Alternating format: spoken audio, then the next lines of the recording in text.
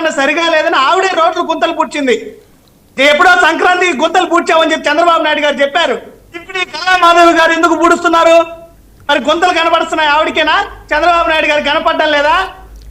కూటమి ప్రభుత్వ పాలనలో ఏ రకంగా గ్రౌండ్ లెవెల్లో అడిగారు కదా. ఒక్క నిమిషం సురేష్ ఉండండి. ఏంటి గుంటూరు వెస్ట్ పాలన చేయండి సార్. ఒక నిమిషం మీరు పాయింట్ అడిగారు కదా, అది మీరు క్లారిటీ తీసుకుని. మామూలుగా అయితే క్రాస్ చెప్పామని కాదు అని రాంగ్. మీరు గుంటూరు గురించి అంటే నా దగ్గర ఫుల్ నాలెడ్జ్ ఉంటది కదా. గుంటూరులో కల్లా మాధవి గారు చేసిన పనిని ఖచ్చితంగా నేను అప్రిషియేట్ చేస్తున్నాను. ఎందుకంటే ఒక రోడ్డు బాగలేదు కాబట్టి వెంటనే ఆమె ఇనిషియేట్ తీసుకొని వెళ్ళి పనిచేసింది. ఆ రోడ్డు అక్కడ ఉన్నటువంటి సమస్యను తీర్చారు. పాయింట్ నెంబర్ 1 మంచి పనే చేశారు ఎమ్మెల్యే గారు. మీరు ఎమ్మెల్యే లాగా ఏ పని చేయకుండా చేయించకుండా ఉండలేదు. ఒక్క నిమిషం, ఒక క్వశ్చన్. ఆవిడ మీడియాతో మాట్లాడిన మాటలు ఏంటో తెలుసా?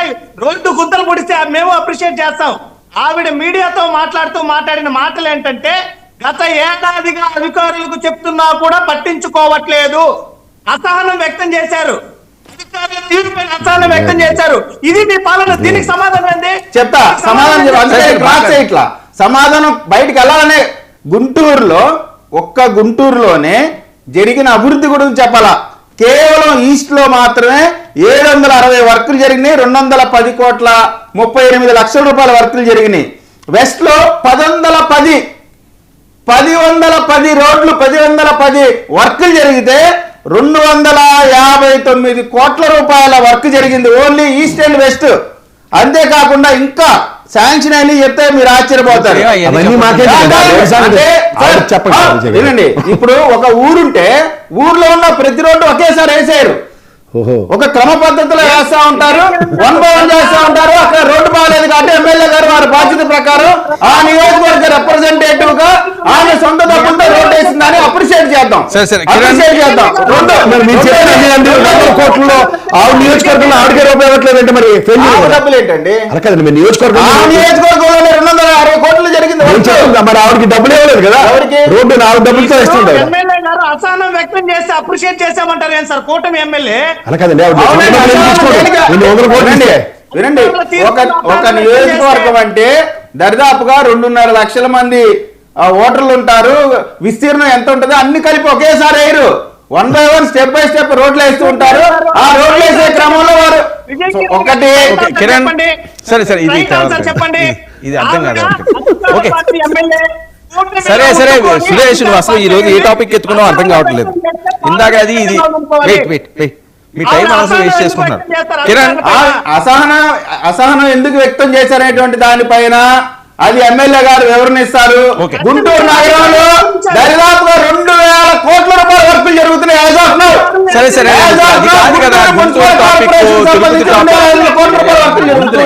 తిరుపతి టాపిక్ కాదండి. కిరణ్ మీకేమన్నా బుక్ ఉందా? ఒక నిమిషం సురేష్ వెయిట్ అండి. కిరణ్, మీ బుక్ ఏంటి? రెడ్ బుక్ ఉంది, వాళ్ళు డిజిటల్ బుక్ పెట్టారు, మీరే పుస్తకాలు పెట్టుకోలేదా? మీకేమీ జరగట్లేదా అన్యాయాలు, ఇబ్బందులు, అక్రమ కేసులని? ఫేస్బుక్ బుక్ ఒకటి సార్, అక్రమ కేసులు దాని మీద మాట్లాడితే డిబేట్లు పెడితే ఇంకొక 10 డిబేట్లు పెట్టుకోవాలి మనం. గత ప్రభుత్వంలో మా మీద ఎన్ని కేసులు పెట్టారు, మా జనసైనికులు ఎన్ని కేసులు పెట్టినారు మీకు తెలుసు. మీరే సాక్షాత్తు కొన్ని 100 డిబేట్లు పెట్టారు. జనసైనికులు అన్యాయం జరుగుతుంది, జనసైనికులు హౌస్ అరెస్ట్ చేస్తున్నారు అనేసి. అవన్నీ కూడా మాట్లాడుతూ పోతే ఇంక 10 డిబేట్లు చేయాలి. ఒకటే సార్, ఎన్ని కేసులు ఉన్నాయి కిరణ్? ఏం సార్ ఎన్ని కేసులు ఉన్నాయి ఈ మీద? ఇంక ఇన్ని ఉన్నాయి సార్. కొన్ని కొట్టించుకుంటా వస్తున్నా, కొన్ని ప్రయత్నం చేస్తున్నా, కొన్ని అడ్డం పడుతున్నాయి.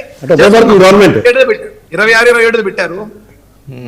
మంచిగా ఏదైనా ఎవడైనా పాస్పోర్ట్ పంపించాలన్నా కూడా పాస్పోర్ట్ లేని పరిస్థితి చేసినారు. కానీ లేదు, దానికైతే ఒకటి అన్ని చేసుకుంటున్నాం, అన్ని ఆధారాలు కొట్టించుకున్నా 2-3 మిగులుతా అన్ని కూడా చేసేస్తాము.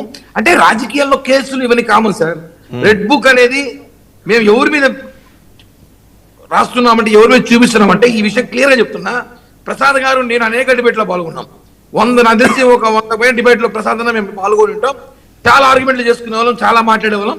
కానీ రెడ్ బుక్ మీద వచ్చేసరికి ఎప్పుడు మాట్లాడాలో చెప్తున్నా. వైసీపీలో అతి చేసే నాయకులు, దోచేసి నాయకులు, దౌర్జన్యంగా ప్రజల రక్తం తాగే నాయకుల పైన మాత్రమే రెడ్ బుక్ పనిచేస్తా ఉంది. ఎవరు కిరణ్, మీరు చెప్పిన 3-4 పేర్లు చెప్పండి. టీడీపీ వాళ్ళు ఎలా చెప్పలేకపోతున్నారు? ఎవరు అంటే ఇప్పుడు రెడ్ బుక్ రాజ్యాంగం కాదు. ఇప్పుడు ఒకటి ఎవరు దోచేసి లిక్కర్ స్కామ్ లో భాస్కర్ రెడ్డి, జోగి రమేష్ ఇలాంటి వాళ్ళందరూ రెడ్ బుక్ లో పేర్లే కదా, పెద్దిరెడ్డి రామచంద్రారెడ్డి, పెద్దిరెడ్డి భాస్కర్ రెడ్డి.